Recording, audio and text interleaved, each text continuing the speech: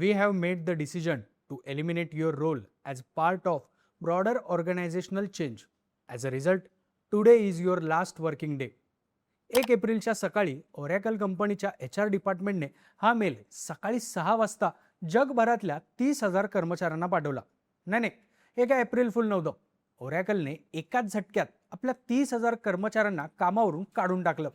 त्यात भारतातल्या 12,000 कर्मचाऱ्यांचा समावेश आहे. याआधी बऱ्याच वेळा इतर कंपन्यांनी असं केलंय, पण त्यावेळी किमान त्यांनी आधी नोटीस तरी दिली होती. ओरॅकलने तर ते पण केलं नाही. पण असं का? एकाच वेळेला 30,000 लोकांच्या नोकऱ्या का गेल्या? ओरॅकलवर ही वेळ का आली? आणि दिवसेंदिवस वाढत चाललेला हा ले ऑफचा विषय काय आहे, जाणून घेऊयात या व्हिडिओच्या माध्यमातून. नमस्कार, मी अनिकेत आणि तुम्ही पाहताय बोलबिडू. आता सुरुवातीला पाहूयात की 30,000 कर्मचाऱ्यांना काढून टाकणारी ही ओरॅकल कंपनी काय करते. तर ओरॅकल ही जगातली एक टॉप मोस्ट टेक कंपनीज मधली एक आहे. ओरॅकल ही कंपनी बँका आणि मोठ्या कंपन्यांचा त्यांचा डेटा सिक्युअर आणि स्टोअर करण्यासाठी डेटाबेस सॉफ्टवेअर पुरवते. 1977 मध्ये लॅरी एलिसन यांनी स्थापन केलेली ही कंपनी आज मायक्रोसॉफ्ट नंतर सॉफ्टवेअर इंडस्ट्रीमधली दुसरीच सगळ्यात मोठी कंपनी आहे. कोडिंगमध्ये वापरली जाणारी जावा लँग्वेज याच कंपनीने बनवली आहे. ही कंपनी सध्या बऱ्याच प्रमाणावर क्लाउड ही नवीन सेवा पुरवते. पण ॲमेझॉन आणि गुगलला ओरॅकल अजून तरी टक्कर देऊ शकत नाहीये. याचं महत्त्वाचं कारण म्हणजे ओरॅकलला आपले डेटा सेंटर्स कमी पडतात. आता हे डेटा सेंटर्स उभारायचे म्हणजे चिक्कार पैसा लागतो. एक एक चिप खरेदी करण्यासाठी लाखो डॉलर्स खर्च करावे लागतात. पण ओरॅकलने हा पैसा खर्च करण्याची तयारी दाखवली आणि एका महिन्याआधी एआयच्या स्पर्धेत स्वतःला पुढे नेण्यासाठी 165 अब्ज डॉलर्सची इन्व्हेस्टमेंट करण्याची घोषणा केली. आता ही घोषणा झाल्यावर काहीच दिवसात ब्लूमबर्ग या वृत्तसंस्थेने एक अहवाल प्रसिद्ध केला होता, ज्यात ओरॅकल कंपनीचं रिस्ट्रक्चरिंग करण्यासाठी आपल्या हजारो कर्मचाऱ्यांना अचानक कोणतीही पूर्वकल्पना न देता काढणार असल्याचं सांगण्यात आलं. याच रिपोर्टनंतर बरोबर 15 ते 25 दिवसात ओरॅकलने कर्मचाऱ्यांना काढून टाकलं. ब्लूमबर्गने हे सुद्धा सांगितलं होतं की कर्मचाऱ्यांना कामावरून काढताना कोणतीही मीटिंग न घेता डायरेक्ट मेल करण्यात येईल आणि झालंही तसंच.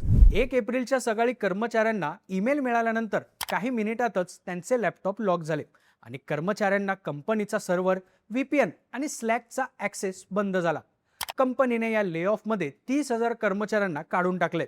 हा आकडा ओरॅकलच्या एकूण कर्मचाऱ्यांच्या 80% एवढा आहे. पण यातले जवळपास 40% कर्मचारी हे एकट्या भारतातले आहेत. बँगलोर, पुणे, गुरुग्राम आणि हैदराबादमध्ये काम करणारे 12,000 IT प्रोफेशनल्स ओरॅकलमधून काढण्यात आलेत. यावेळी कंपनीने कर्मचाऱ्यांना एक सेव्हरन्स पॅकेज दिले, ज्यात 1 महिन्याचा नोटीस पिरियड पगार, 2 महिन्याचा टॉपअप पगार आणि जेवढे वर्ष काम केले त्या वर्षाच्या हिशोबाने प्रत्येक वर्षामागे 15 दिवसांचा पगार दिलाय. पण त्यासाठी 15 दिवसांच्या आत प्रत्येक कर्मचाऱ्याला डॉक्यू-साइन करणं म्हणजेच सगळ्या अटी व शर्ती मान्य करून डिजिटल सिग्नेचर कंपनीला पाठवावी लागणार आहे. त्याशिवाय त्यांना पगार मिळणार नसल्याचं कंपनीने या मेलमध्ये म्हटलंय. पूर्वी IT सेक्टरमधल्या नोकऱ्या सेटल जॉब म्हणवल्या जायच्या. भलं मोठं पॅकेज, येण्या जाण्यासाठी कार्स, महागड्या ऑफिस पार्टीज अशा सगळ्या सुखसुविधा या IT कंपन्या आपल्या कर्मचाऱ्यांना द्यायच्या. त्यामुळे गेल्या काही वर्षांमध्ये बऱ्याच तरुणांनी करिअरसाठी IT सेक्टर निवडलं होतं. पण आज AI मुळे या क्षेत्रातल्या नोकऱ्यांवर टांगती तलवार आली आहे. आता प्रत्येक IT कंपनी सॉफ्टवेअर कोडिंग आणि टेस्टिंगसाठी ह्युमन इंजिनियर्स ऐवजी AI टूल्सचा वापर करतायत.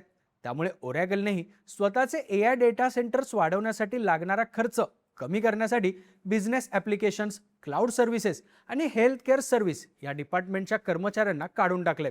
ह्या कपातीमुळे प्रत्येक वर्षाला कंपनीचे 8 ते 10 अब्ज डॉलर्स वाचणार आहेत. ओरॅकल ही कंपनी कोडिंगसाठी स्वतःचं ओरॅकल कोडेक्स हे AI सॉफ्टवेअर वापरते. त्यामुळे कंपनीची कोडिंग इंजिनियरची गरज स्वतः AI भागवतोय. आधीच्या डेटाबेस मॅनेजमेंट, पॅचिंग आणि सिक्युरिटी अपडेटसाठी हजारो इंजिनियर्सची गरज लागायची, ते काम आता ओरॅकलचा AI आधारित सेल्फ ड्रायव्हिंग डेटाबेस स्वतःहून करतोय.